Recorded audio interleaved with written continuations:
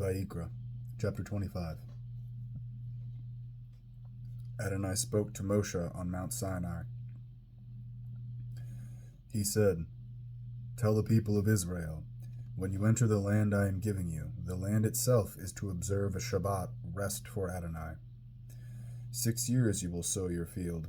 6 years you will prune your grapevines and gather their produce. But in the 7th year is to be a Shabbat of complete rest for the land, a Shabbat for Adonai. You will neither sow your field nor prune your grapevines. You are not to harvest what grows by itself from the seeds left by your previous harvest, and you are not to gather the grapes of your untended vine. It is to be a year of complete rest for the land. But what the land produces during the year of Shabbat will be food for all of you. You, your servants, your maid, your employee, anyone living near you, your livestock, and the wild animals on your land. Everything the land produces may be used for food. You are to count 7 Shabbats of years, 7 times 7 years, that is 49 years. Then, on the 10th day of the 7th month, on Yom Kippur, you are to sound a blast on the shofar. You are to sound the shofar all through your land, and you are to consecrate the 50th year, proclaiming freedom throughout the land to all its inhabitants. It will be a yovel for you. You will return everyone to the land he owns, and everyone is to return to his family. That 50th year will be a yovel, also translated as jubilee, for you. In that year you are not to sow, harvest what grows by itself, or gather the grapes of untended vines, because it is a yovel. It will be holy for you. Whatever the fields produce will be food for all of you. In this year of yovel, every one of you is to return to the land he owns. If you sell anything to your neighbor or buy anything from him, neither of you is to exploit the other. Rather, you are to take into account the number of years after the yovel when you buy land from your neighbor, and he is to sell to you according to the number of years crops will be raised. If the number of years remaining is large, you will raise the price. If few years remain, you will lower it, because what he is really selling you is the number of crops to be produced. Thus, you are not to take advantage of each other, but you are to fear your God, for I am Adonai your God. Rather, you are to keep my regulations and rulings and act accordingly. If you do, you will live securely in the land. The land will yield its produce. You will eat until you have enough, and you will live there securely. If you ask, if we aren't allowed to sow seeds or harvest what our land produces, what are we going to eat the 7th year? Then I will order my blessing on you during the 6th year, so that the land brings forth enough produce for all 3 years. The 8th year you will sow seeds, but eat the old stored produce until the 9th year. That is, until the produce of the 8th year comes in. You will eat the old stored food.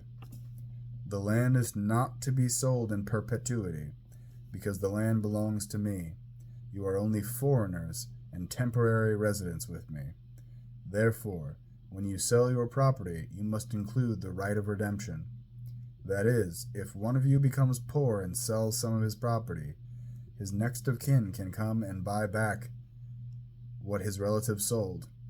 If the seller has no one to redeem it, but becomes rich enough to redeem it himself, he will calculate the number of years the land was sold for, refund the excess to its buyer, and return to his property. If he hasn't sufficient means to get it back himself, then what he sold will remain in the hands of the buyer until the year of yovel. And the yovel, the buyer will vacate it, and the seller return to his property. If someone sells a dwelling in a walled city, he has 1 year after the date of sale in which to redeem it. For a full year he will have the right of redemption.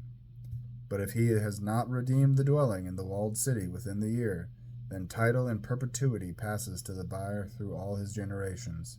It will not revert in the yovel. However, houses and villages not surrounded by walls are to be dealt with like the fields in the countryside. They may be redeemed before the yovel, and they revert in the yovel. Concerning the cities of Leviim, and the houses and the cities they possess, the Leviim are to have a permanent right of redemption. If someone purchases a house from one of the Leviim, then the house he sold in the city where he owns property, it will still revert to him in the yovel, because the houses and the cities of the Leviim are their tribes' possession among the people of Israel. The fields and the open land around their cities may not be sold, because that is their permanent possession. If a member of your people has become poor, so that he can't support himself among you, you are to assist him as you would a foreigner or a temporary resident, so that he can continue living with you. Do not charge him interest or otherwise profit from him, but fear your God, so that your brother can continue living with you. Do not take interest when you loan him money or take a profit when you sell him food. I am Adonai, your God, who brought you out of the land of Egypt in order to give you the land of Canaan, and be your God. If a member of your people has become poor among you and sells himself to you, do not make him do the work of a slave. Rather, you are to treat him like an employee or a tenant. He will work for you until the year of yovel. Then he will leave you, he and his children with him, and return to his own family and regain possession of his ancestral land. For they are my slaves, whom I brought out of the land of Egypt. Therefore, they are not to be sold as slaves. Do not treat him harshly, but fear your God. Concerning the men and women you may have as slaves, you are to buy men and women slaves from the nations surrounding you. You may also buy the children of the foreigners living with you and members of their families born in your land. You may own these. You may also bequeath them to your children to own. From these groups you may take your slaves forever.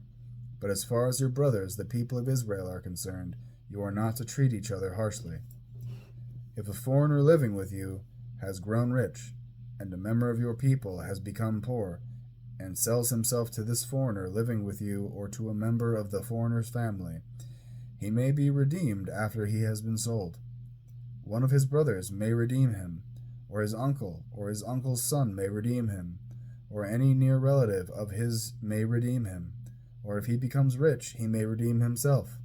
He will calculate with the person who bought him the time from the year he sold himself to him to the year of yovel, and the amount to be paid will be according to the number of years in his time at an employee's wage. And if many years remain, according to them will he refund the amount for his redemption from the amount he was bought for. If there remain only a few years until the yovel, then he will calculate with him, according to his years, will he refund the amount for his redemption. He will be like a worker hired year by year. You will see to it that he is not treated harshly. If he has not been redeemed by any of these procedures, nevertheless he will go free in the year of yovel, he and his children with him. For to me the people of Israel are slaves. They are my slaves, whom I brought out of the land of Egypt. I am Adonai, your God.